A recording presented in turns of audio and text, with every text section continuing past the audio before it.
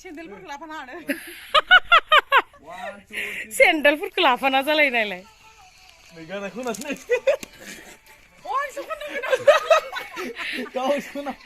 गाव खननांगौखौ नायलाय नै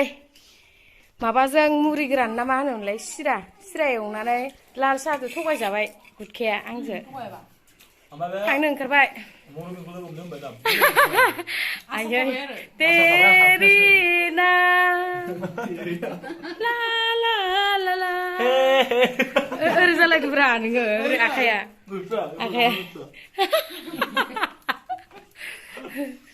थांनो ओंखारस्राबाय ओमफ्राय माने गाबोन थांगोन आरो ना इसोरो ओमफ्राय गपिया बेरायनो लिंहरदो ओमफ्राय बिसानाव ओरैनो बेरायना फैथोसै दसे बेरायना फैथोसै ओमफ्राय सापरिसिम दोनहैनाय जासिगोन आङो दा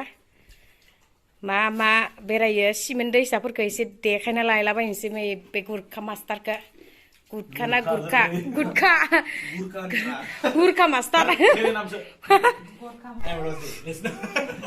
हेल' गाइस नै जानाय लोंनायनि दिन माने सम आरो ओमफ्राय बिथाङा माला हाबा जाफैगोन हे भगबान हाबा जानायखौल' सिमां नुथारो बेस्रा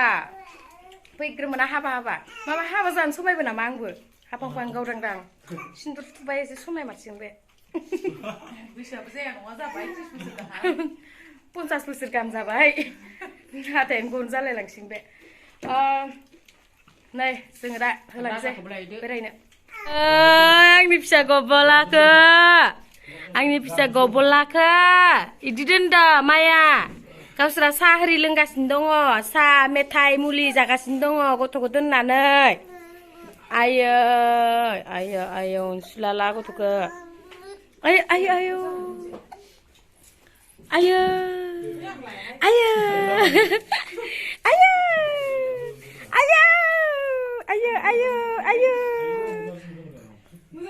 Sana, dadali pandang.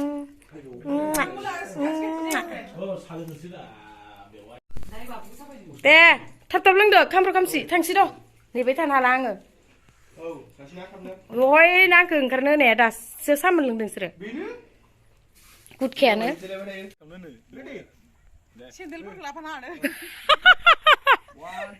सेन्देलफोरखौ लाफाना जालायो नालाय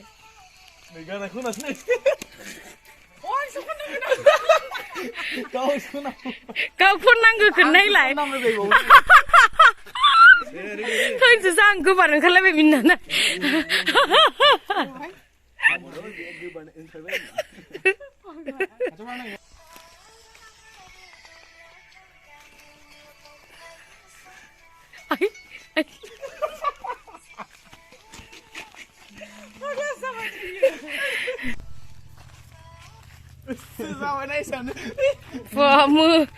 जानायखाय मिनिलायबाय बिबारा बारोबोला गावदाङैनो बारखायो सना टाटा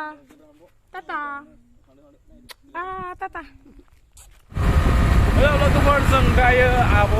रजेजों आंजों सापरियाव थांगासिनो माने सापरियाव थांगासिनो दा जोंना आब'आ स्कुटि साब्रांगासिनो नै नायनो नोंथांमोना माबायदि भिउआ माने हाजो माने ओरै आखिथे लाना मुलाम्फा गाबोयो आगदासो एसे जस मोनसिना दं आगदासो जस मोनो नामा आगदासो जस ओमफ्राय माने आङो दिनै ओंखारलांनोसै माने सिमेन्ट सापरिनिफ्राय बिदाय लानोसै आरोना माने आब' रजे लाहानिफ्राय आङो ओरै न'आव थांफिननोसै बड'लेण्डआव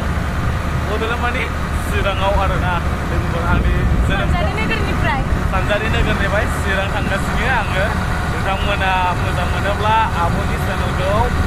अननानै साबस्क्राइब खालामना हो नै ओरैजाय माइ बारि दंलाबायो जोंहा आब' रजे मोनसे सानजारि नोगोर ना बे आब' सानजारि नोगोराव बरियाखा नै माने हाजोबो ओमफ्राय ओरै अरुणाचल नामा बे हाजोआ अरुणाचल हाजो गोग्लैजोबो आरो बियो जा बरिया नुबाय दिनै फार्स्ट टाइम बिदि अरुणाचल सेर माने मा होनो बेखौ मोनसेल' हायो माने मोनसेल'सो जादों ओमफ्राय फिसा दङ ओमफ्राय मोनसे गिदिर खायो जोंना ओमफ्राय बानो बावखाजों बाननानै रोगायो बावखाजों नोंसोरनो ना माइगं होनो माने बे थिखोग्रा फाफ्लियाव गना माइगं बायदि होनो आरोना बिदि आरो मोजां मोनदों सानजारि नोगोर फैनानै आबर' जेमोनाव थाफैनानै माने जेखौ मोनजाया जेखौ मोनलोङा बेखौ मोनलोंजोबदों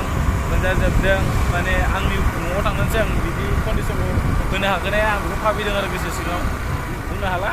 उन समाव लागै जाहैगोन आंबो बेफोरबायदि ना मा होनो लोगोफोर बाख्नायनायनि थाखाय थेंक इउ बाख्नायखानांगोन आरो सानजारि नोगोरा एसे मालदार जायोना आब' जागोन जाया देलाय जायोना दा माने आब'बो जाखासिगोन आरो मालदारानो इउटुब चेनेलबो खुलिदों आरो आब'ना ओरैबायदि बिफोर गोलैना दं लोगोफोर आं जायखिना डक्टर आलफ्रेड इउटुब चेनेलनि बे ब्रादार आलफ्रेडखौ बुंनाय बायदि माने आंनो बानायना होनाय बायदि एकाउन्ट बानायना होनाय बायदि आब'नाबो दा इउटुब डलारा $28 जाना दङ माने एकाउन्ट सोनो हायाखै IFC क'डनि थाखाय प्रब्लेम जाना दं ओमफ्राय बाद बाखि बुंनो थाङोब्ला बै आरो माबा दंबावो बेंक सोनांगौ जेरै स्टेट बेंक बा स्टेट बेंक एकाउन्ट बेंक बा माने आब'ना बिदि प्रब्लेम गैना दं दा आब'नि चेनेलखौ फुरा दाबाखि बानायनानै हो साबसिनबो खालामना गोसो आरो जाय गोदानै नुलांदों बेखौ साबसिन खालामना गारलां आरो ना नायजोबाबाबो साबसिन खालामना दोन आरो बिथांनो साबसिननि गोनांथि जादों अननानै आब' नैबे माने सिमेन्टसापुरि कलेज नामा ये जुनियर कलेज ओमफ्राय नैबे सिनियर कलेज आच्छा नैबे सिनियर कलेज आच्छा ओमफ्राय नोंबो फरायनो मोनदों नामा बे कलेजाव नैबे सिनियराव फार्स्ट इयारखौ फरायदों ओमफ्राय हायार सेकेन्डारिनिफ्राय नैबेयाव सिनियराव फरायदों आङो हायार सेकेन्डारि पास खालामनानै नैबेयाव फरायदों आं माने आसामिस फरायनो रोङा खोन्थानो दोन नोंथांमोना माने सिमेन्टसापुरि कलेज होननाय जादों आरो बे सिमेन्टसापुरि इंलिश 1994 जानाय नामा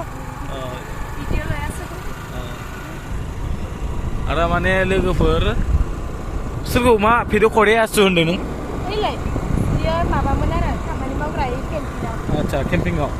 केम्पिंनि खामानि मावग्रा आरो आच्छा औ